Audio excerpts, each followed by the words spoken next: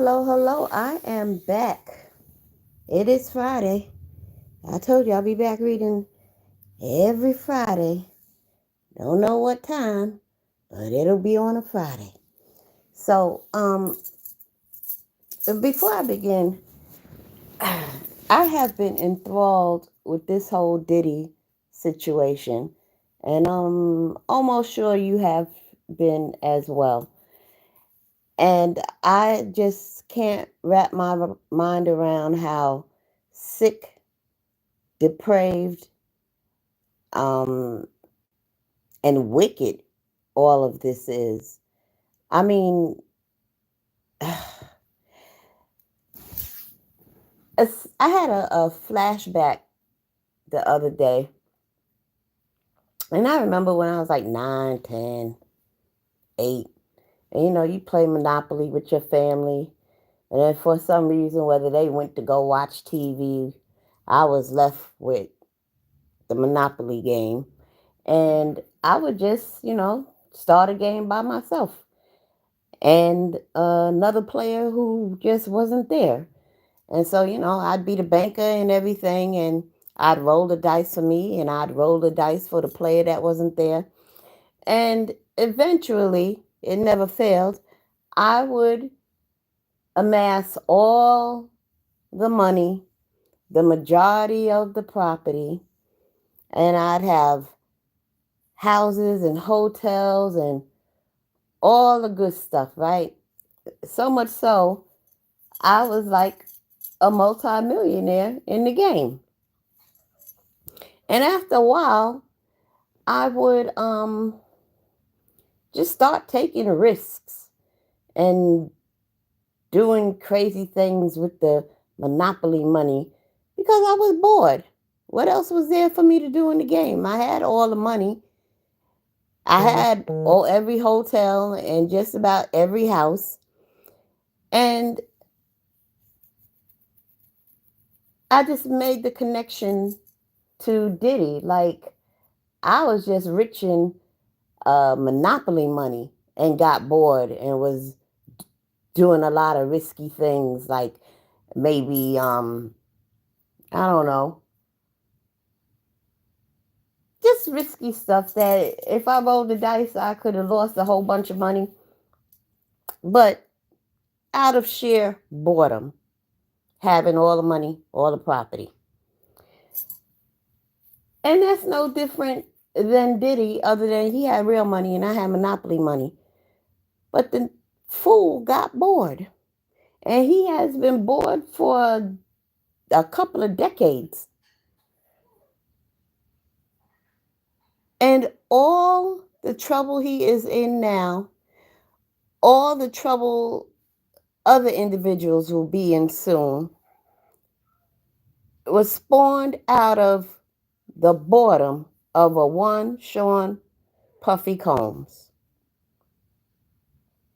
So bored that he just ruined his legacy of himself as well as his children and his grandchildren, and it oh Jesus. So I think we all should have a particular prayer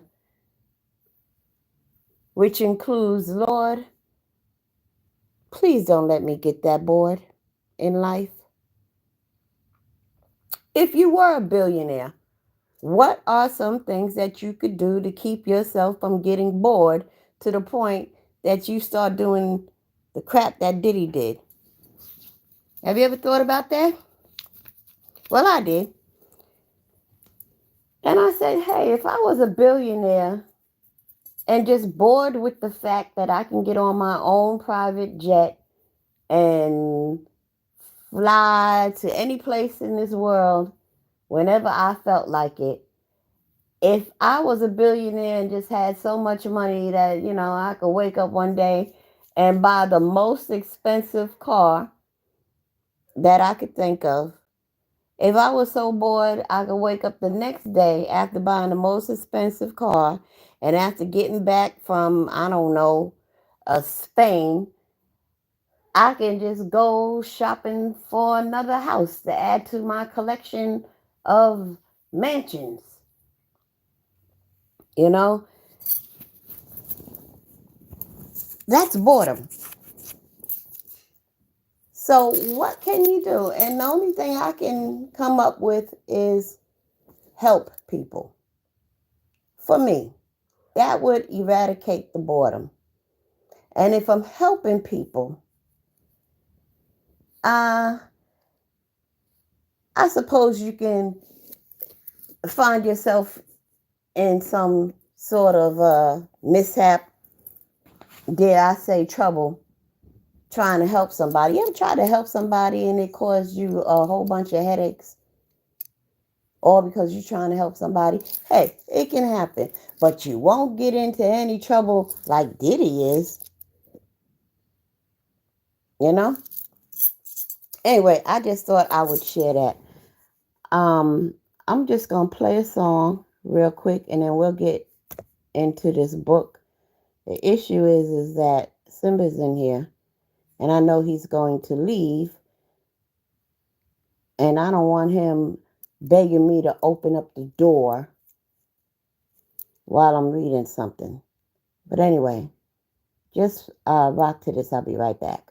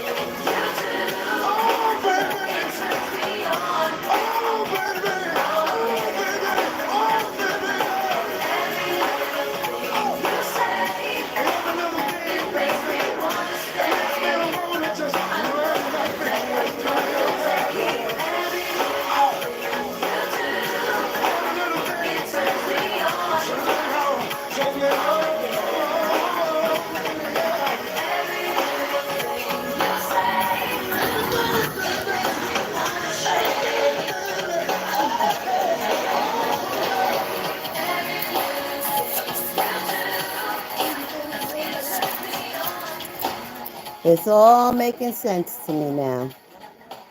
It really is. One more thing about Diddy. You know, those twin girls, they were born in, I think, 2007. And maybe the picture's still on the internet, but this was before, Facebook and all that. Well, maybe Facebook was out in 2007, but this is before all this social media stuff. But I remember being on the message board, and those little twins, there's a picture of them. You know how you take your kids for a baby picture? It's a picture of them. They're about 6 months old because they're sitting up, and they are dressed as little Playboy bunnies. They don't have any shirts on. They might have on some expensive, the little baby shorts. But around their neck, they got the Playboy bunny bow tie. And I remember thinking, this looks very weird. It was like, they were sexualizing those little babies. And if you want to Google and see if you can find it, it's very weird. And now, look where we're at today. It's all making sense now. All right, here we go to chapter 6. The title is 1971 TMG's Grand Valley. Arriving back in Grand Rapids, I temporarily moved back to my mom's house, preparing for my last year of high school. I was in limbo, just hanging loose close to home for a week or so. The TMGs had scheduled rehearsals, but no immediate gigs, so I had only limited responsibilities. Once school started, I ran into April. She was small, about 5'2", without shoes, brown skin, thick and fine to me. I had met and hung out with her in a group setting a few times before the TMG summer tour, but now we began dating and seeing each other on a more consistent, exclusive level. April lived a few blocks from my mom with her grandmother and younger brother Todd, who was my younger brother Eddie's best friend. She and I would skip school and wind up in bed at her house too close to time for her grandmother to get home. After sex, we would laugh and talk about everything, but mostly our dreams, with me always telling her, I'm gonna be a big star and you could be right there with me if you're good. A couple of times we got busted in bed by her cousin Esther, but she never told on us. And still, somehow, April's grandmother seemed to know something was going on, as she would give us this look and say things like, all right now, y'all be careful. Don't you two forget that I was young once. When she was gone, we'd look at each other, puzzled by what she might really know. Like most young couples in the dating stage, we did everything we could together. And when we couldn't see each other, we were on the phone as much as possible as the weeks sped by. Fortunately, after this little tour, I had finally saved enough money to move into my own apartment. So the first place I went was back to Mr. Strickland's on Paris and Wealthy. He wasn't there when I arrived, so I went to the back of the building to see if my apartment was gone, and to my surprise, it was vacant. So I left my phone number with a note explaining that I had come by, and if the apartment or any other was available, I still wanted it and was financially ready. He didn't call me back by the second day, but to my surprise, he had stopped by for a visit with my mom's. He told her he was giving me the apartment and left the keys with her. He told her to tell me he'd come by the apartment sometime over the next week or so that we could finish the business. Finally, I had my first apartment. And although we remain lifelong friends, I don't remember ever quitting the TMGs.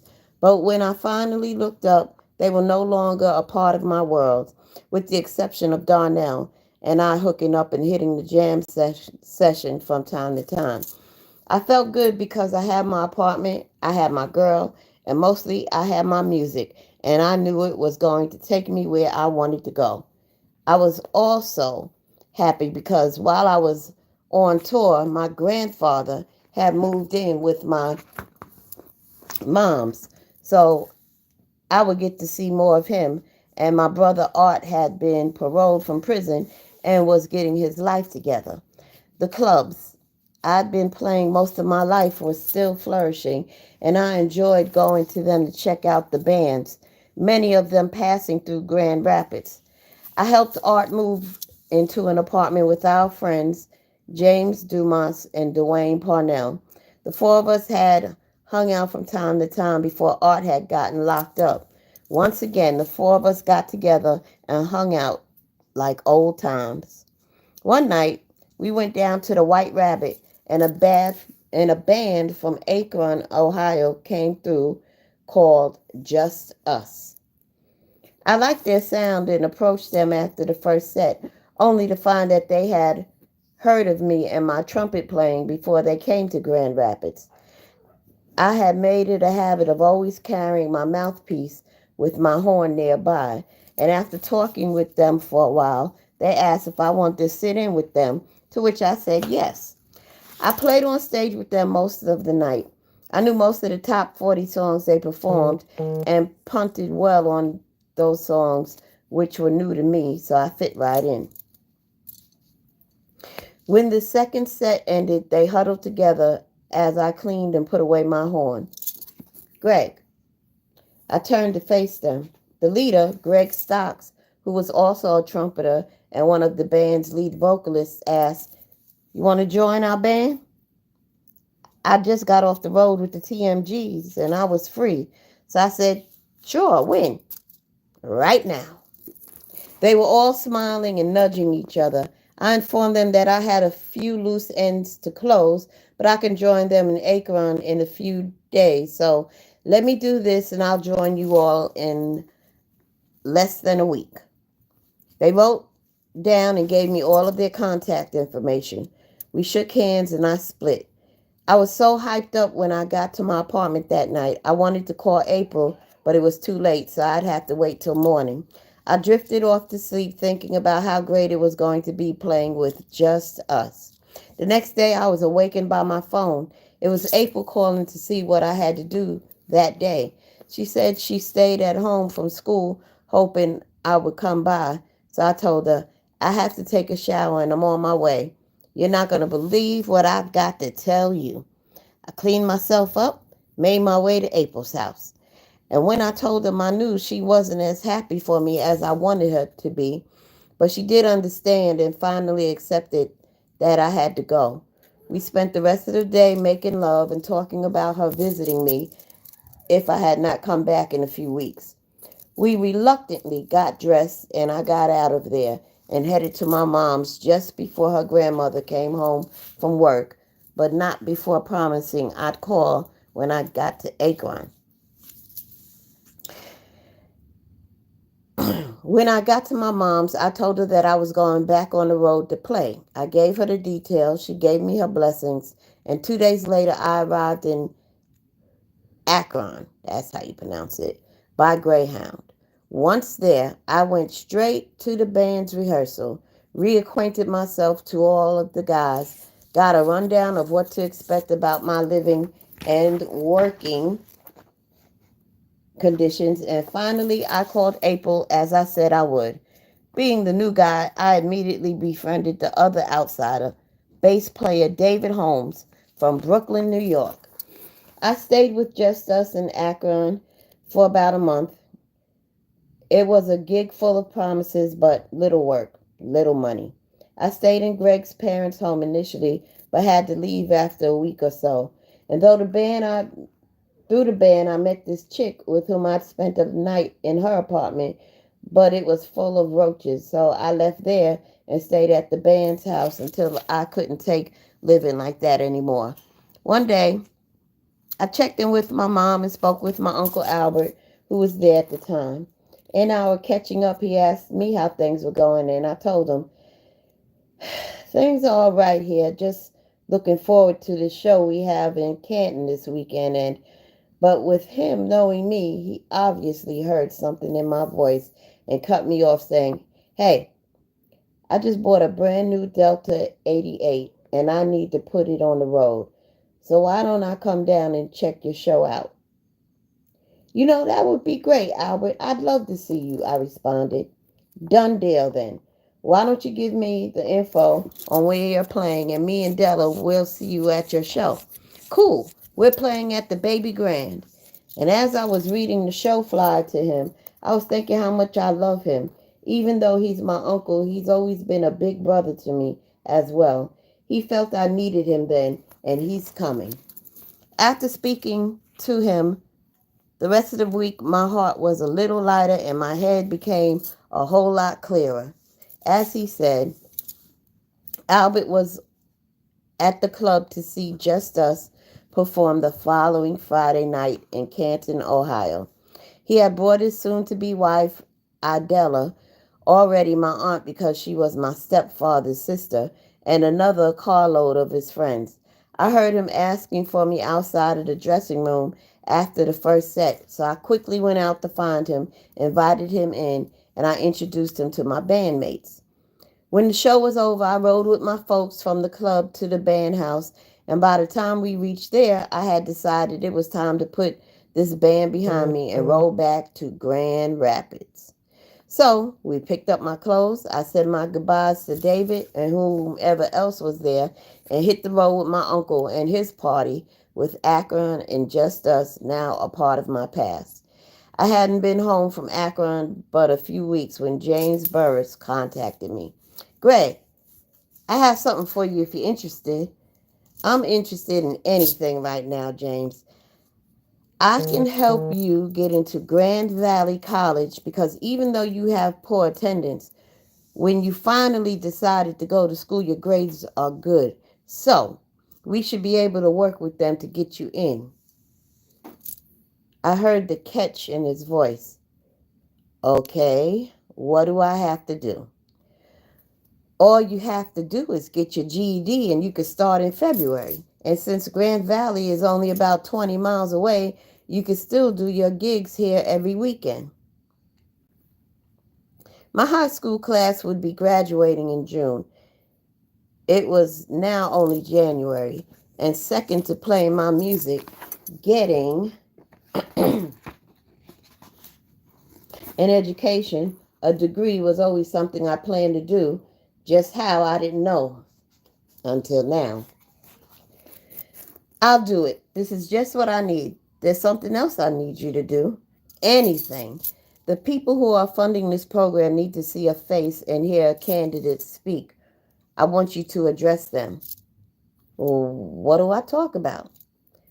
Talk about your experiences in high school and how going to Grand Valley will set you on your path. Well, that'll be easy. I'd spoken to James Burress on a Monday, and I addressed the civic group on that following Thursday. It was the easiest speech I'd ever given because I spoke about myself, my love of words, music, and how the school system hadn't provided a place for students like myself. I made my refrain just like a refrain in a song, how college was the key for different students to develop their skills and gifts. Mr. Burris hugged me when the evening ended. That was a home run, Greg. I knew I could count on you. I was pleased because he was pleased, and it was another step in my life. Pardon me while I close this door.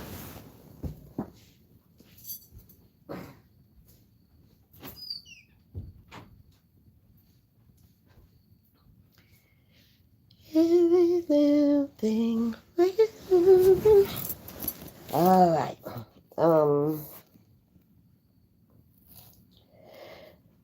I had to spend a few days in the Grand Rapids Public Library studying in order to get my GED, but like always, I applied myself and retained enough information. Studying there was kind of boring and the lessons were easy, so I easily passed the test and was soon on my way to college. The weekend before packing up and heading off to Grand Valley, among other things, Bobby came to mind.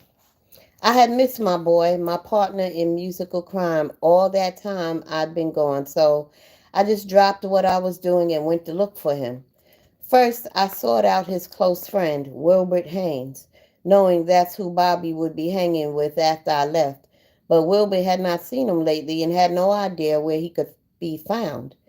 I drove around to Franklin Park, the Trotters Pool Hall on Franklin and Eastern, among other places he and I could be found prior to my leaving for Akron. With my horn in hand, I headed down to the jam session at the Golden Glow, where I quickly found out that there was no jam session today. So I turned to leave when I heard someone yell, "You finally made it back from Africa, didn't you?" As he began to laugh really loud. And as soon as I heard that laugh, I instantly knew it was Ed Honeycutt. So I turned around, and when we got close enough, we hugged, and he waved for the waitress as we sat down for a drink and a chat. First thing Ed said as we sat down was, "I knew that was you as soon as I saw that horn in your hand. Hey, Greg, come on and do this gig with me tonight." Once he told me the when, the where, and how much, I gladly nodded my head in agreement as we continued to catch up. After spending nearly half an hour with Ed, I asked him if he had seen Bobby lately, but he too told me that he hadn't seen him in a while. And once we finished our drinks and said our goodbyes until tonight, I spoke with a few other folks I knew in the bar and left heading to the track 2 to see if I could find Bobby there.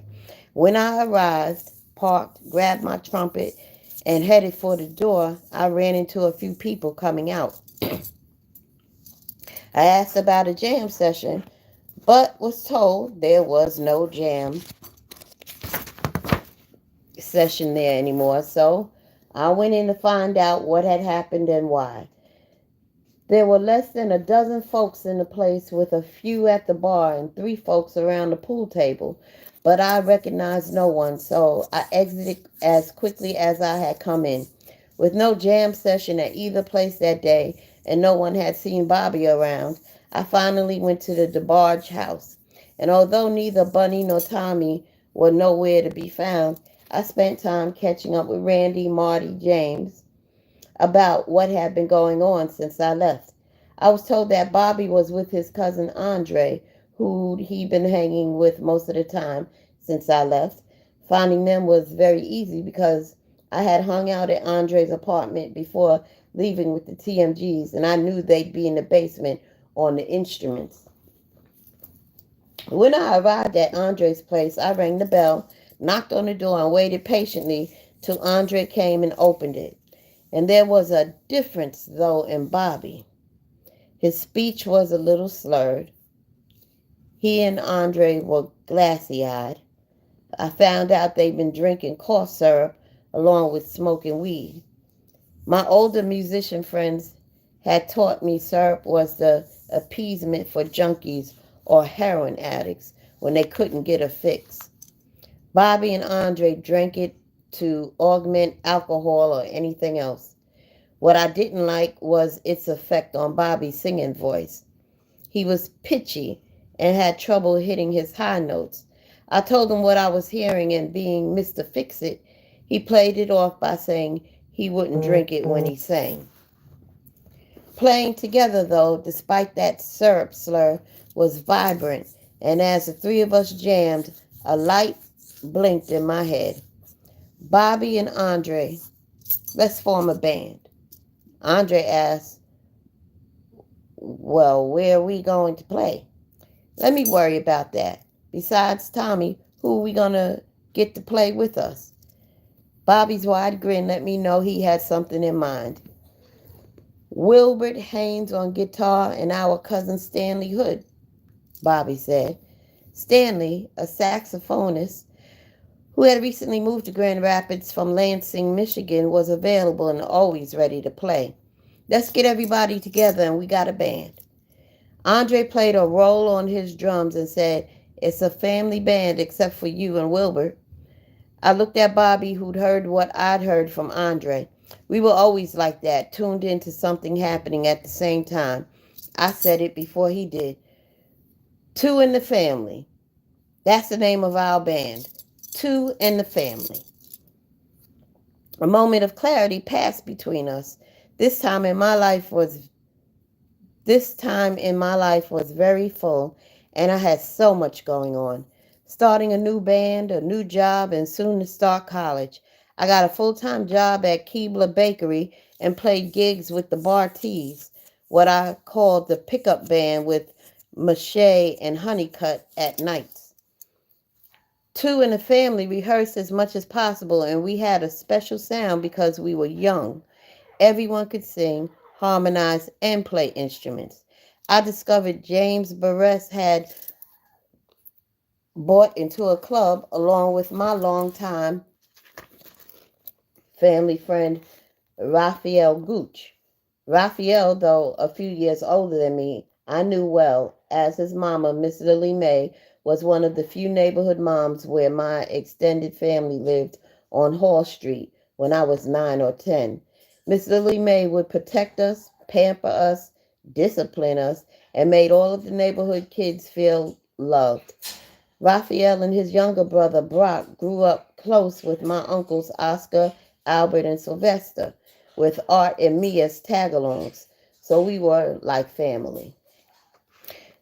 They called this nightclub the Track 2. Well-known and unknown artists like Sonny Stitt, Nancy Wilson Jr., Walker, and other headliners came through there. One day, I went to the club and found James in the office. He stood as usual and extended his hand. How's school? Easy and a bit boring. However, I know it has a purpose, though, so I'll handle it. I know you will. Is everything okay? Yeah, I just wanted to discuss some business with you. He leaned forward. I'm all ears. I have a new band called Two and the Family. Most of the musicians are from the Abneys and the DeBarge family. You must have Andre and your boy Bobby. Them and Bobby's brother Tommy on bass and another cousin on sax. Then there's me on trumpet and Wilbert Haynes on guitar. James held up two fingers. That's the Two in the Family. We laughed together. That's it. Everybody in that band can play, Greg. And most can sing too. He opened his calendar. And you want to play here? Yes, sir. I spoke with Raphael and he said whenever you guys had an opening, we'd be called. So I'm already on your books. I just wanted your support. He studied his calendar. Okay. You know the booking is Raphael's thing, but I'll check with him and maybe we can do this.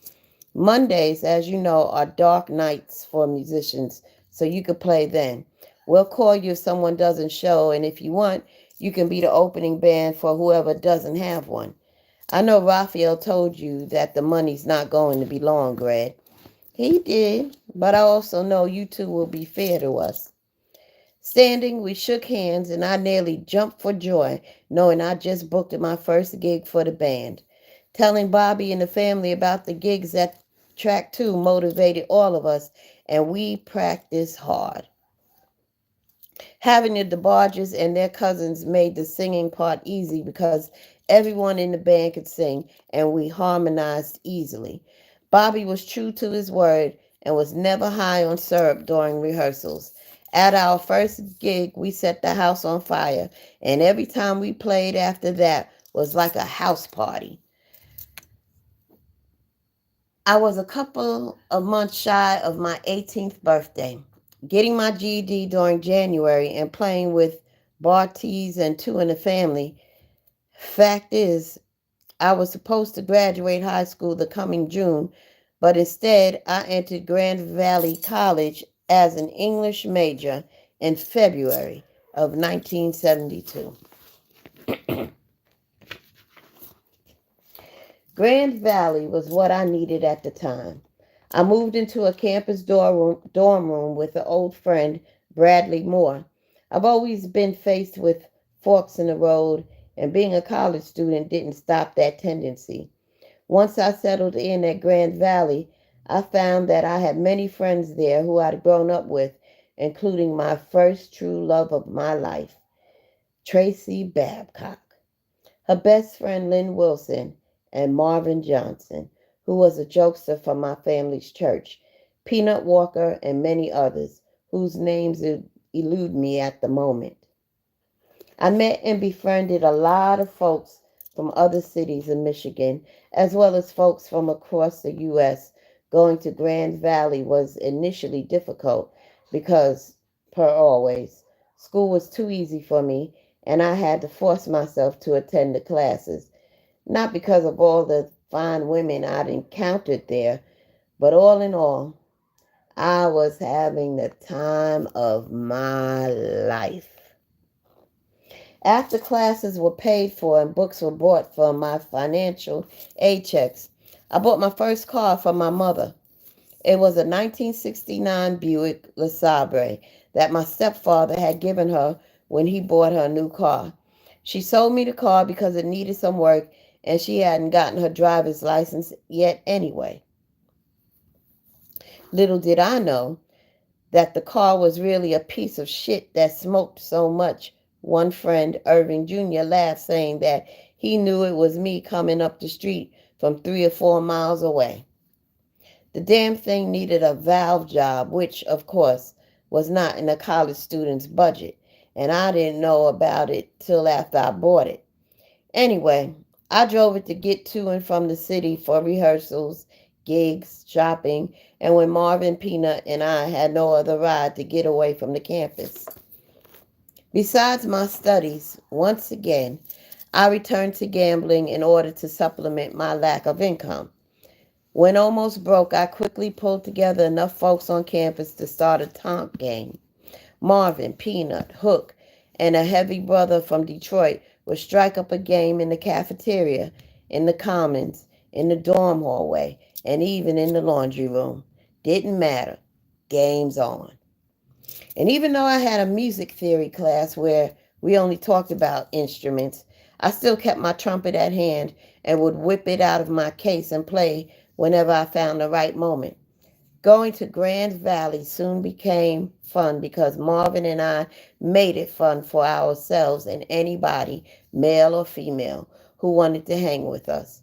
So, you got to know there were always more females.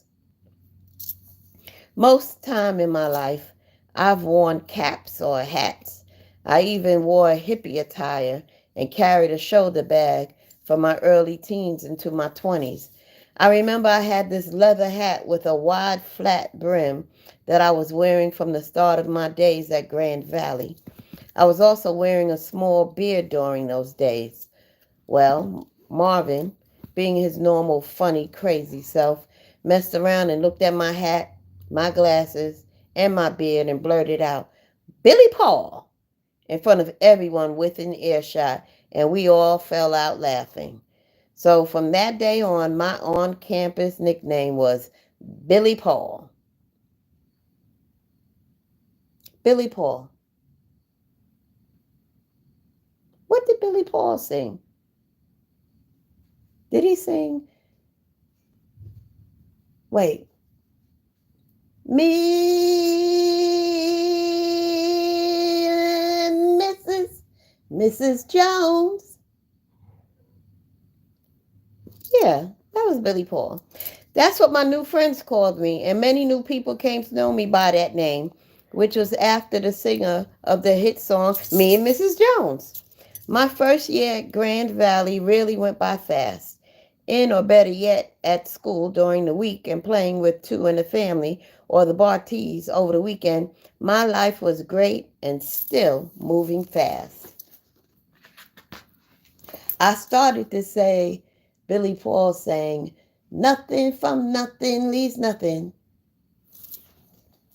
But who sang that? I can't remember. During my second semester, I got a call from Darnell Wyrick. He had stayed with the TMGs until their recent breakup, then played with a few different acts, but was now frustrated with the lack of bands that were in our area for him to play with. So, he decides that he too should go back to school. I hooked him up with Mag Dolly, the counselor James Barres put me with to get into Grand Valley. She immediately helped Darnell get the grants and financial support he needed to get into Grand Valley. And at the same time, Brad, my then roommate, told me that he was moving off campus at the end of the current semester. So without any issue, I set it up so that Darnell could become my new roomie.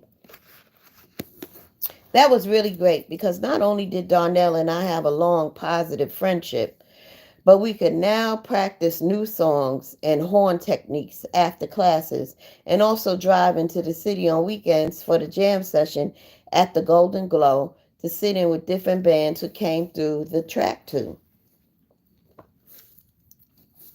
Sadly, this only lasted for one semester because one night close to the end of that school term, while I was playing a gig with Two in the Family, Darnell had sat in with the well-known Ohio band, whom had a reputation for killing on stage, called TNT Flashes. This was a 7-man self-contained show band who already had 2 trumpets. But after hearing Darnell, they wanted him bad and asked him to go on the road with them. Darnell jumped at the opportunity to play and left school to join the band. Though feeling a little sad to see him go, I was really happy for him because I knew, like me, playing music is all we were really about. And as I knew he would before Darnell left, he assured me that if anything opened up or he ran across an opportunity that fit me, he'd be calling. And off he went. My next few weeks were full of tests and exams and weekend dates with Two and the Family. Sometimes Bobby would find a ride out to Grand Valley, but mostly I drove my old raggedy car to town at least a couple of times a week so that we could rehearse, hit the clubs for a bit, or just hang out. And before I noticed, I was enjoying my second year at Grand Valley when one night the phone rang. "Hey, college boy, are you still a musician?" I recognized the voice immediately. It was Darnell Wyrick. "What's happening, Darnell? You know me, I'm a musician first and everything else second." "That's just what I want to hear. Something's up and I need to know if you're interested." "Shoot." Darnell was always a solid, serious cat, and I knew if he was calling me, it was something good. "I'm in Phoenix, Arizona with the TNT Flashes. A spot just opened in the horn section, and I immediately thought of Bad Greg." "You interested?" "Yes, of course. But it depends on a couple of things. Are we going to be touring, playing around Phoenix, or what?" Darnell started chuckling. "Greg, it's better than that. We're connected to Barry White, and we're waiting for him to bring us to LA to sign us on to his new production company. You ready for that?"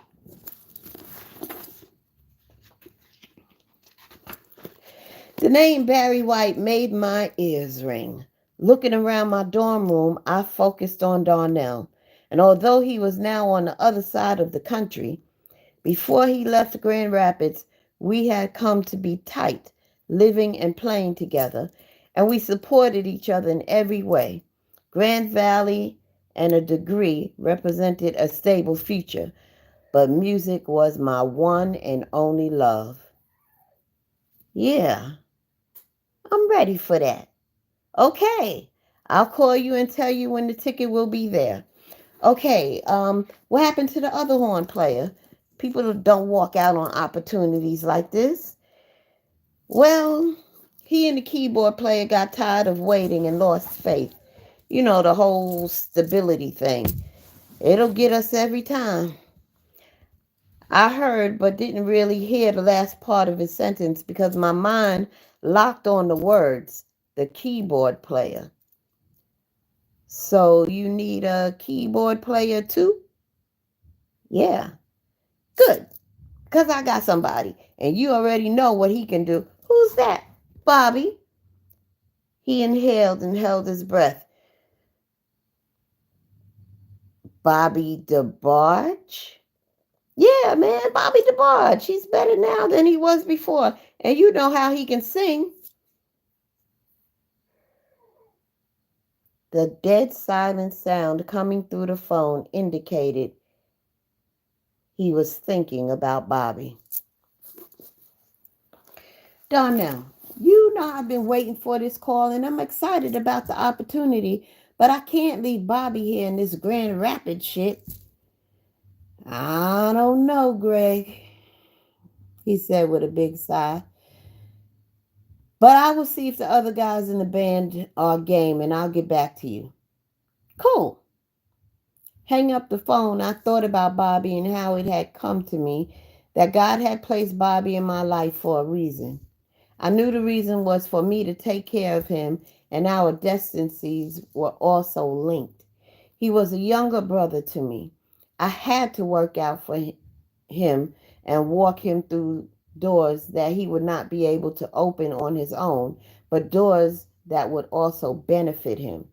I could clearly see Bobby had overcome more at his age than anyone I knew. And because of the years of psychological damage, he didn't have the personality to promote himself.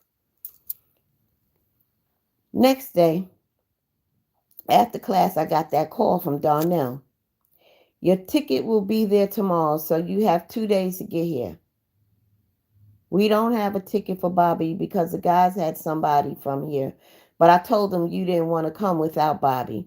Can you guys come up with some money? Are you even sure about him, Greg? You know I saw some stuff. I stopped him. Have I ever done anything that wasn't reliable or straight up? No. Then trust me with Bobby. And hopefully we'll both see you in 2 days. Hey, Greg, why don't you go and see if Mr. Champ can help?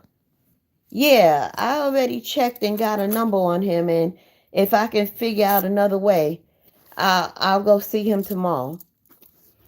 We hung up, and after packing my things, I left the dorm, the campus, and Allendale, never to return as a student. Leaving Grand Valley, bags packed, horn in hand, and a decision in my pocket, I sought those who meant the most to me to share my news. The first place I went was directly to the DEBARGE house at 616 Giddings to talk with Bobby. I was speeding on the freeways and then on the streets with so much smoke coming out of the back of my raggedy-ass car that I know folks thought my hoopty was on fire. Fortunately, Bobby was at home in nowhere near a good mood, as I heard him yelling and cussing from across the street. And as soon as I turned my car engine off, I don't know what was wrong, but it was bad because as I got closer, I heard more yelling, something breaking, and when I knocked on the door, I saw the curtains open and close quickly, as if someone was checking to see if I was the police. Whoever was in there took their time to respond to my knocking, and when Bobby finally opened the door, his eyes were red. His hands were trembling frantically, and he had this mean look on his face, which took a while for him to break, even though it was me.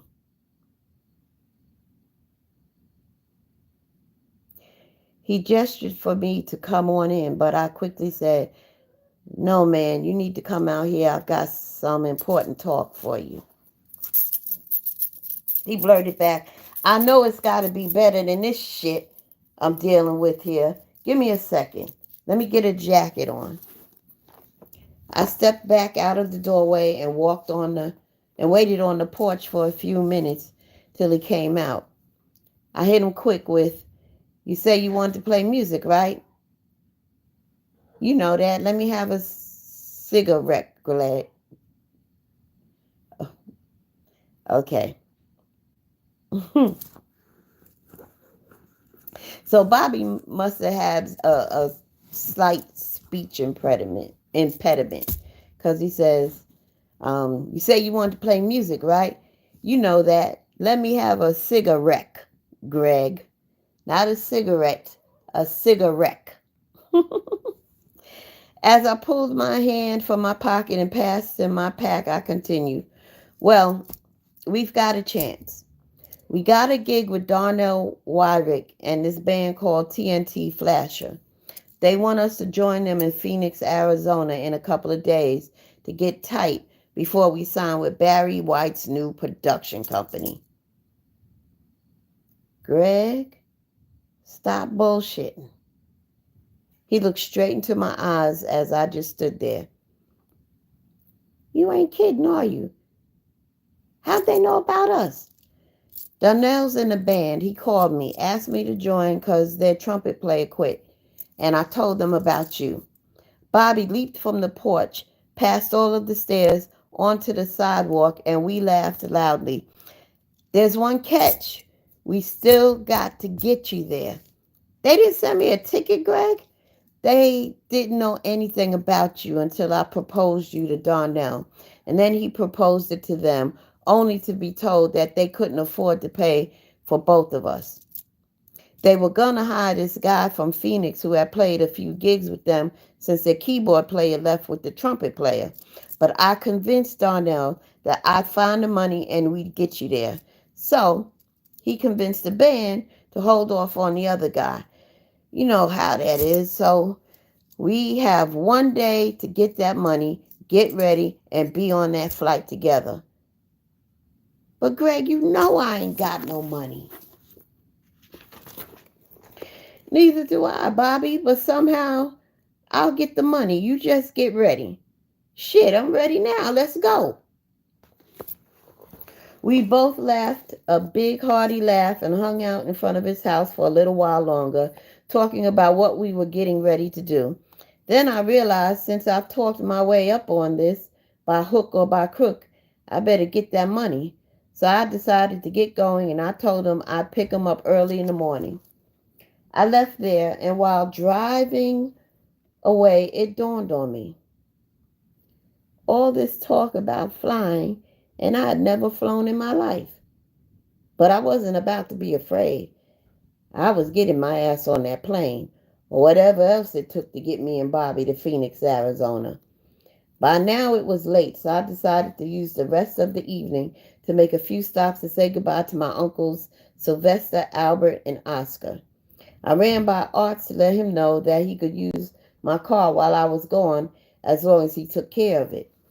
I ran by an after-hours house to see if I could run into a couple of folks who owed me money and if I could win a little shooting craps to get the plane ticket tomorrow.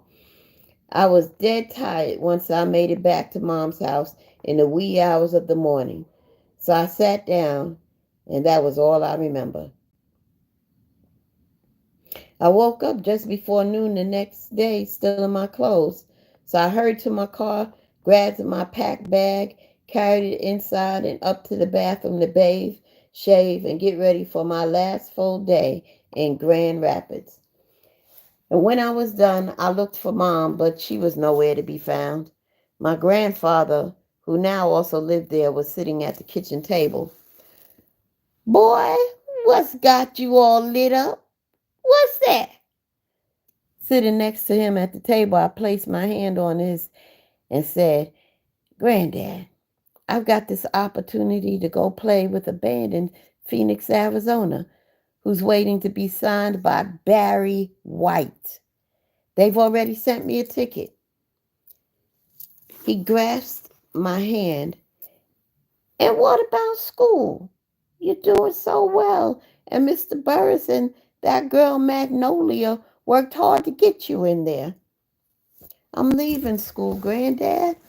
Letting go of my hand, he touched my face and then replaced his hand on mine. I don't agree with this, Greg, because an education is something no one can ever take from you, and you can build your life from having it. I think you should finish school and get a good job.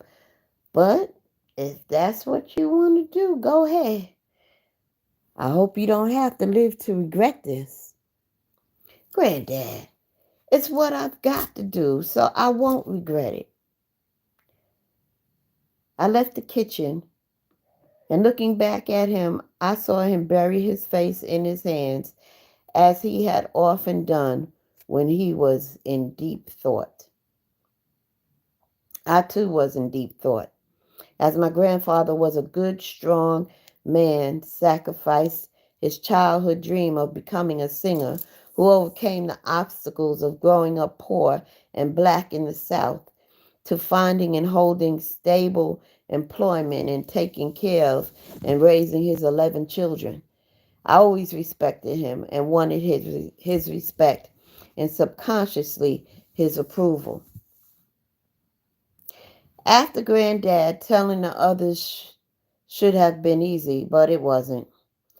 Neither was it easy finding money for Bobby's plane ticket out of Grand Rapids. One day didn't leave much time for it. One day didn't leave much time for either.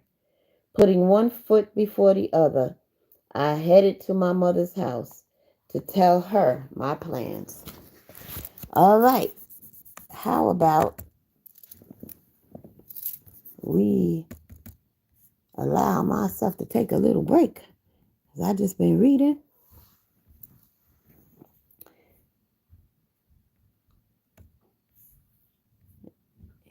Be right back.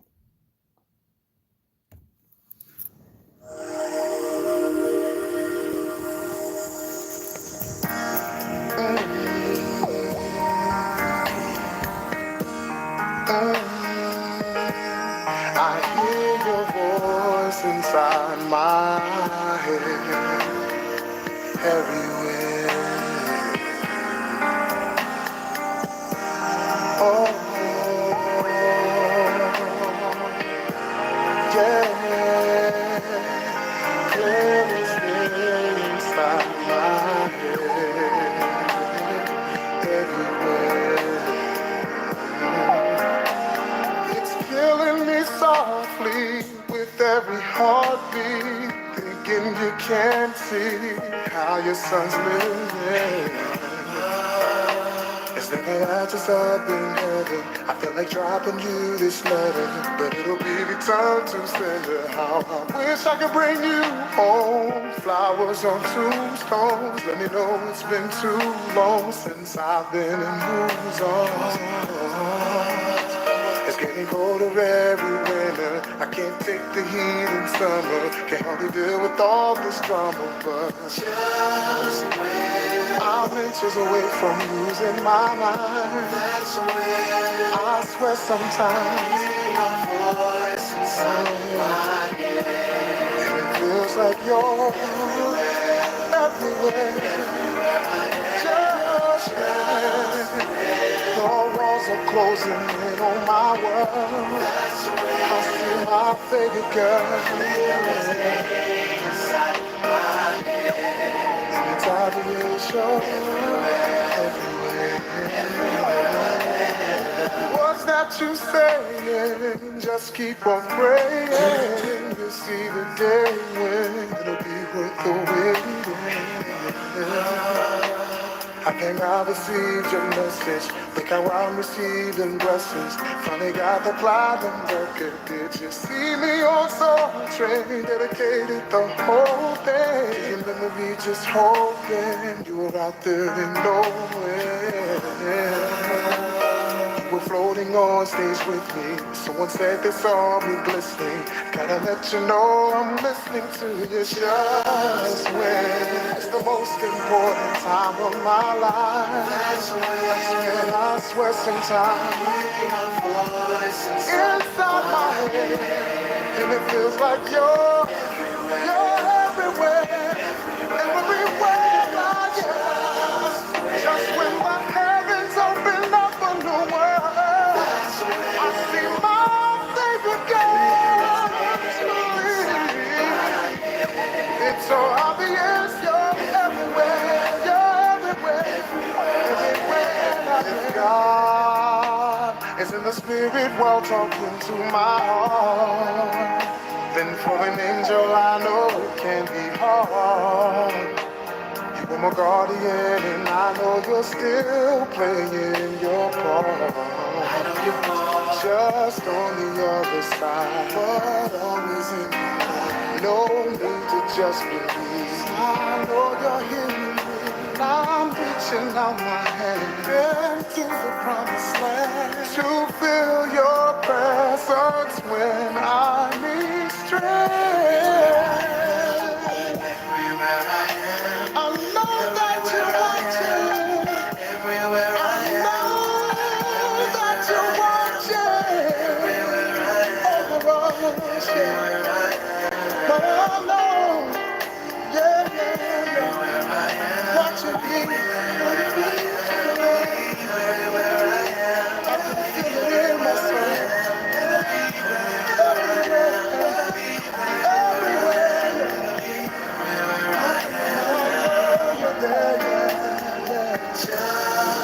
Just when I'm mentioned away from losing my mind,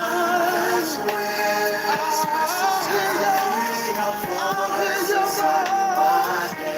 Julie, Julie, Julie, Julie, Julie, I love you. Julie, we miss you. Julie, we still got love for you, baby. Just when I'm in the presence. I really don't know what to do. Sometimes I just put my hands up. I give it all up for your mama. Just when I go back to church, all your friends are talking about you. Talking about how much I look just like you.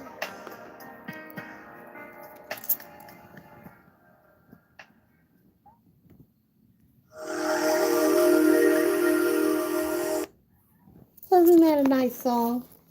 That was Jaheim. Remember him? He sure can sing on a record. But don't go and see that nigga live. Jesus Christ. He's horrible. All right.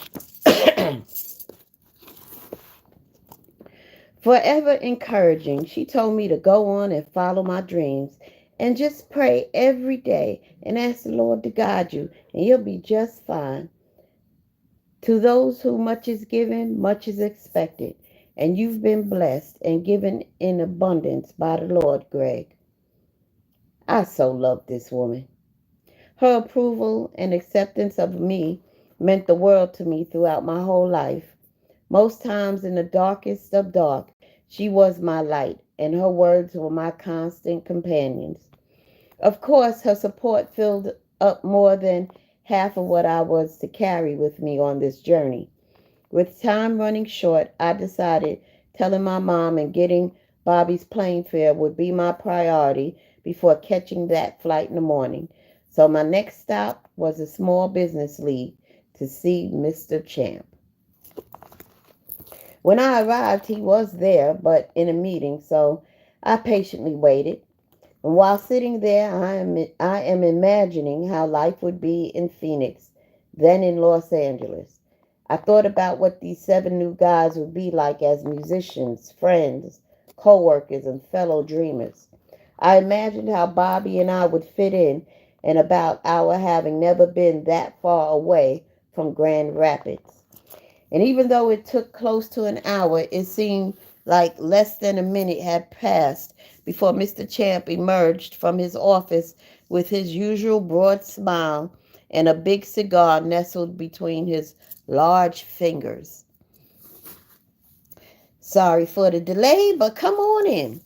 You know you're looking for about to be rich man. I read that just how it was written. He chuckled. Now tell me, what can I do for you, Greg? I knew a big-time music man like yourself don't have much time for social calls anymore. We both laughed, and as he escorted me in, with him I learned it's always best to get down to business. So without hesitation, I asked, Mr. Champ, can I ask for your help again? If I can do it, you know I will. It's not for me. It's for Bobby DeBarge.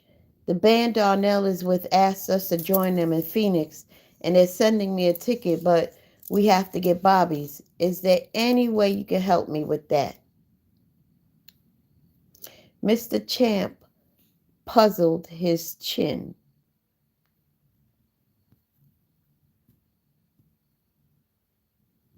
I walked back in from lunch to a message that Darnell had called, so I guess this is what his call was about too, huh?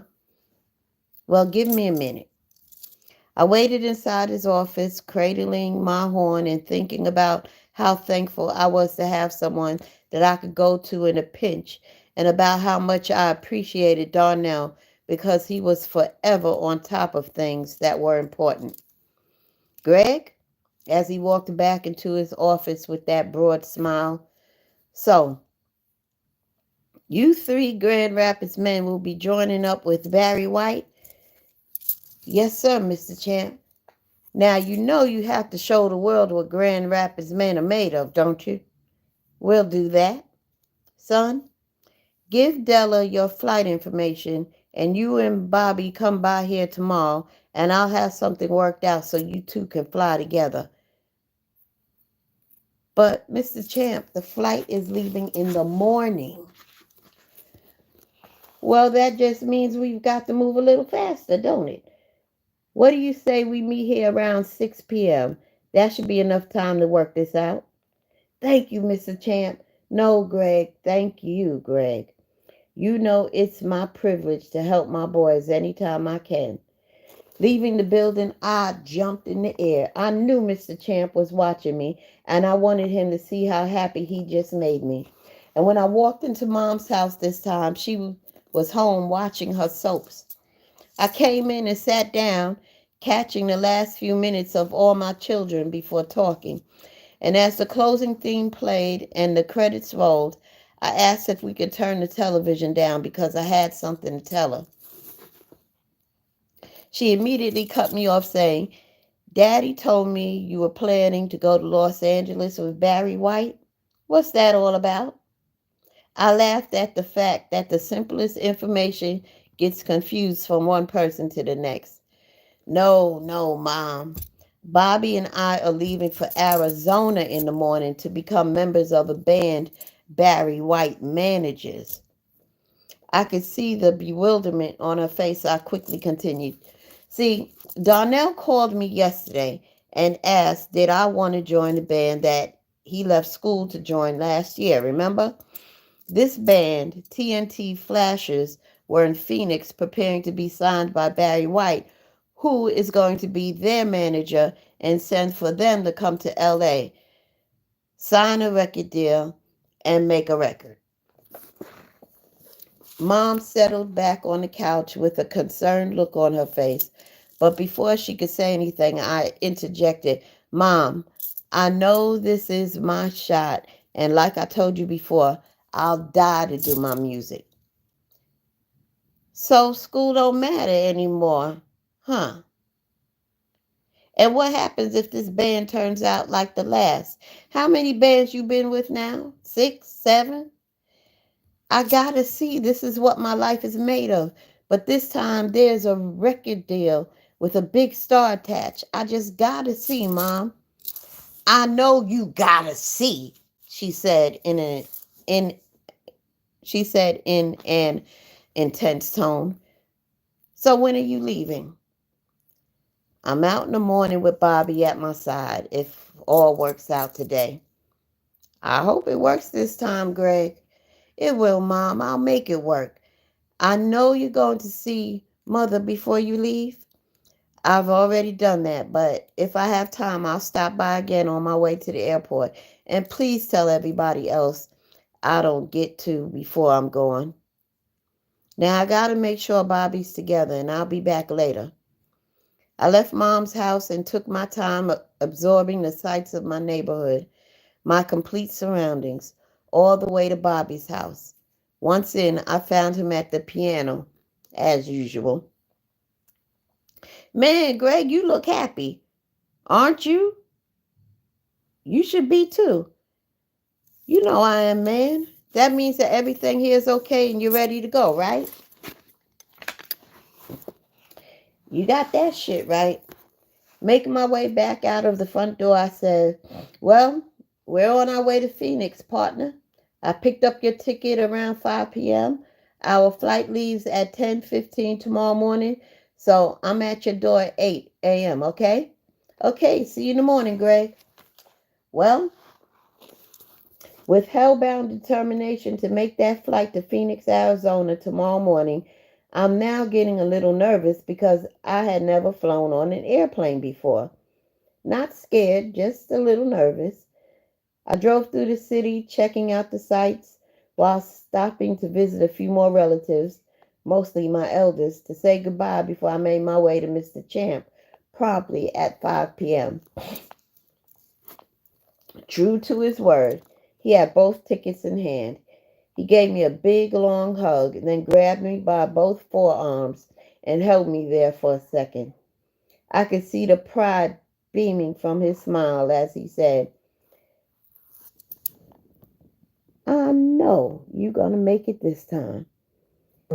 Even if it don't do all that you want it to now, it's going to set you, especially you, up for that big win, Greg. All of y'all think about old Champ out there in Phoenix while y'all doing big things with big people, okay? I promised him that I would as I thanked him over and over trying to pull myself away for this emotional departure. Love you, Mr. Champ, I heard myself say as I closed the door and started my car. He had been good to and good for all of us inner city kids. He projected a positive self-image and self-importance, and he instilled in those of us who were open and mature enough to receive it a sense of pride and value in every aspect of who we were then and who we are today.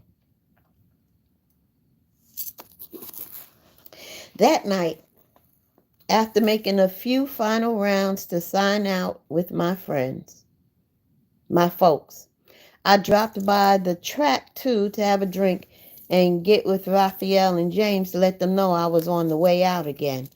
I caught Raphael at the bar talking with this fine sister. I wasn't about to interrupt, but he hailed me over, introduced me as his little brother Greg as he poured me a shot of Royal Salute, a less expensive version of uh, Chivas Regal made by Chivas Brothers, which he knew was my favorite scotch at the time. Surprising to me, the woman knew who I was, got off of her stool and extended her hand and said, Hi, I'm May, and you're that badass singing trumpet playing young brother I heard and seen down here at the Golden Glow, aren't you? I smiled, and before I could speak, Raphael put my drink in my face and cut me off, saying, Yeah, that's him, and he'd love to sit and chat for a while, but I'm tired of him stealing all the women in here, so he's got to go. Right, Greg? All three of us burst out into laughter. I saw James Barres on the other side of the club, locking the office door. I quickly told Raphael, Bobby and I are out here heading for Arizona in the morning to sign a contract with Barry White. Raphael, with his puzzled look on his face, started to speak, but I cut him short by saying, I'll be right back. And as I was approaching James, he saw me coming, gestured me over, and before I could say a word, he spoke. You don't have to tell me what you're getting ready to do. I heard about it from your uncle. Life's about pursuing your dreams, and you don't want to grow old stuck in Grand Rapids thinking, what if? I want you to do this for me, though. Greg, don't drop out of school. Take a leave of absence, and that way, if it doesn't work out, you can always return, okay? Okay, James. Thank you for everything, and I promise you, I won't let you down. Greg, you can never let me down because I believe in you. The only person you can ever let down is yourself. Well, I'm not going to do that. Greg, you know I know that. You take care of yourself out there. We hugged. I made my way back to the bar and shared my news with Raphael while I finished the new drink he had poured me and left it at that. I hopped in my car and drove back to my mom's and parked in front of the garage. Unbeknownst to me then, that was That was for the last time I drive it because I left it for Art to drive. But one day the car stalled on him, and instead of him getting it towed and fixed, he just left it on that street. After collecting tickets for illegal parking, the car wound up being towed and sold by the city. And I would wind up coming home 2 years later, only to only to get detained and hauled to the police station for excessive unpaid parking tickets, which I didn't know existed. I had to pay to get out of that holding cell and avoid full arrest and being thrown into the jail's population. All right. That concludes chapter 6. How y'all like this book so far? Everything good to go? I hope so. So remember to like, comment, share, and subscribe. If you are feeling a little generous, feel free to donate to Madam Whip Ass Cash App.